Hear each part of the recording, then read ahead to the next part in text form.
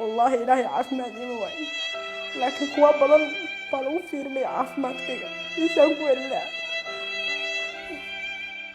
waa 25 jir 3 jeer guursatay iyada oo qabta xanuuno aysan u qarin kuwii guursaday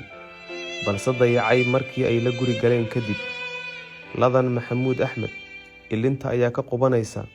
mana faraxsana waxa ay ku nooshahay magaalada Qardho oo ka tirsan dhulka uu ka taliyo maamulka Puntland hooyadeed way geeriyootay aabaheedna waa da qudhiisu waxa uu ku xanuunsanayaa Hargeysa oo Soomaaliland xarun u ah kaligeed ayuu awlaad ka dhalay ladan iyadoo aan qangaarin ayaa si qasab ah nin loogu guuriyay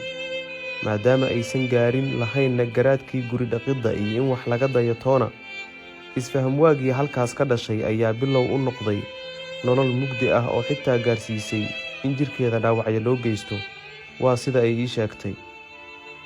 xanuunada ay qabto oo sababay in 3 jeer la soo furo oo ninkii guursadana uu ka cararo iyo daryeelka hadda ay uga baahan tahay Soomaalida adigu aad ku jirto ayay inooga sheekaynaysaa ka raali ahaada haddii ilinta ka qubanaysa ee bedesho dareenkiina Soomaaliyeed oo in badan waligeed aan hor fariisan kaamiro laakiin maanta aadanta iyo duruufta jirta awgood ay qabsatay inay soo fariisato in badan baahiyaheeda qarsanaysay qalbigeeda ku qarsanaysay qofku waxa muhiim ah inuu jirka ka qurux badnaado inuu qalbiga ka qurux badnaado laakiin qof walba wuxuu dareemi karaa baahida jirta markuu qof soo hor fariisto kaamiro aniga waxaan ahay gabadh sanadka 16 aniga waxa kula jirta hooyada Allah iga qaaday aabahay isaga xanuunsan iyo ku noolaya Somalilandas kaliya awlaad iga dhalay family aniga maanta jooga dunida ma jiro ama wax taraya markaan xanuunsan tahay ama muweysantahay ama dhibantahay waxa kaliya kula wadaaga dhibkaaga oo qofka damqanaya ama jirkaaga runtii in qalbiga jirka laga qurux badnaado wax wanaagsan in qalbiga laga qurux badan yahay aniga maanta waxa la noolaa sokor waxa la noolaa dhiikar waxa la noolaa neerfe waxaan aan qofta kaliya maalin 3 dhacda ilaa ilaahay intuu qoray maahan alxamdulillah dunida waa ku samaysanahay imtixaanka ilaahay uu keenay ilaahay caafimaad ima waayo wallahi ilaahay caafimaad ima waayo laakiin kuwa badan baa lagu fiiriyay caafimaadkayga إيسان كويلا waxaan iga codsanaya 3 kuul baan soo maray noloshayda mid walba waxa uu bandhigay xaalad aan ku jiro mid walba uu soo dhaweeyay intuu ay guursan way ugu yiraahday laakiin maalinta noloshayda gudaha u galay waxay igu noqotay noloshayda caqabad markaan sugay farxad markaan sugay garab istaag 12 sano noloshayda kamid maalinta 12 sano ilaa ay maanta noloshayda farxad ma arag تقرر ماذا حيكون ياله وحيجي يجلد وحنا منطقة أنا دعيجي وادس في أمريكا كميرا الحمد لله إلهي بقى يقرأ إلهي هو يقرأ إني أنا كرتو وإلهي يقرأ إني مسلم كرتو لكن قلت لك وح أصوات فريستا أنا بقى إن إلهي قبل دايرته وين إن إلهي وجهي كذا ساسوي وجه قرب بلاه ما ترى والله مصحبة ترى اللي أنت يبدأ زمان وإن قلبي كذا إسا waxaa laga yaabaa kuwa ila mid aniga inay habeenkii farxad ku soo hada aniguna ilmo ku soo hado way maanta kala galab adduun weyn boonti wan aankinin ku gato maasto sokor bala nool ikar bala nool neerfal ee kaaga saas u daadanaya mid soo dhacaya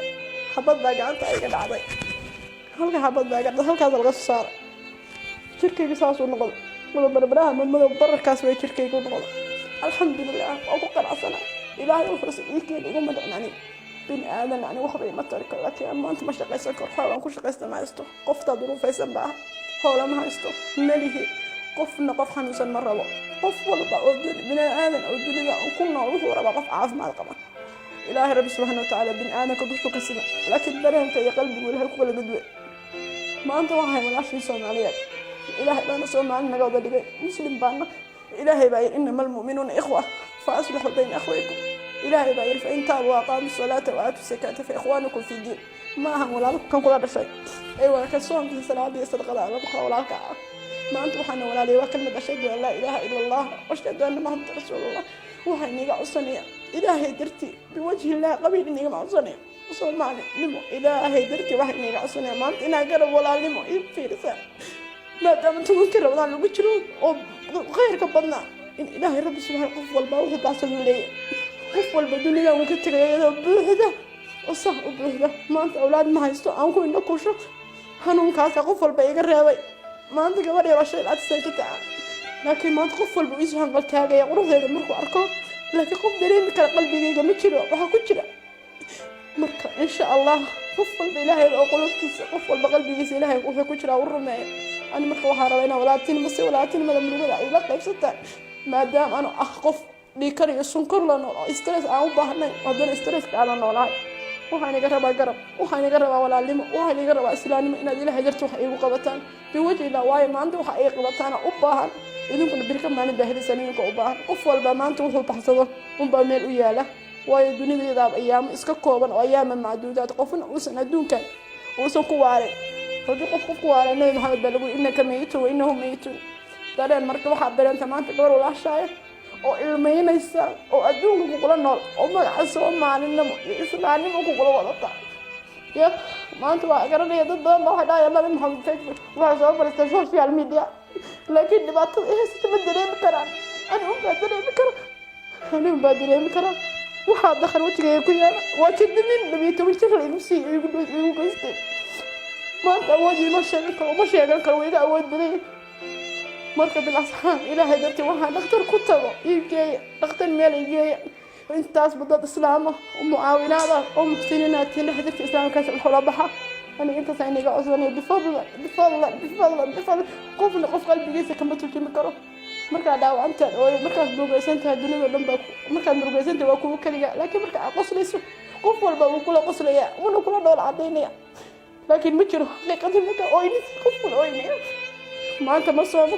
ma awoodi karo sokorteeda way dhacaysaa way kacaysaa waxaa iskaga bixiya ma awoodo gabadha ala noolahay maaha qofaan ehelnimo kula nool ilaahay dartii baa ula nool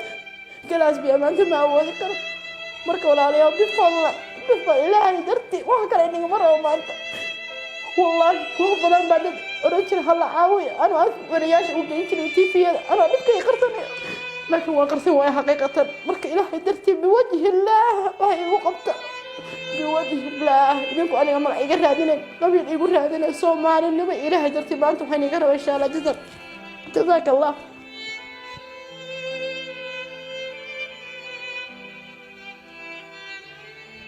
ladan maxamuud axmed oo ilintu ka qubanayso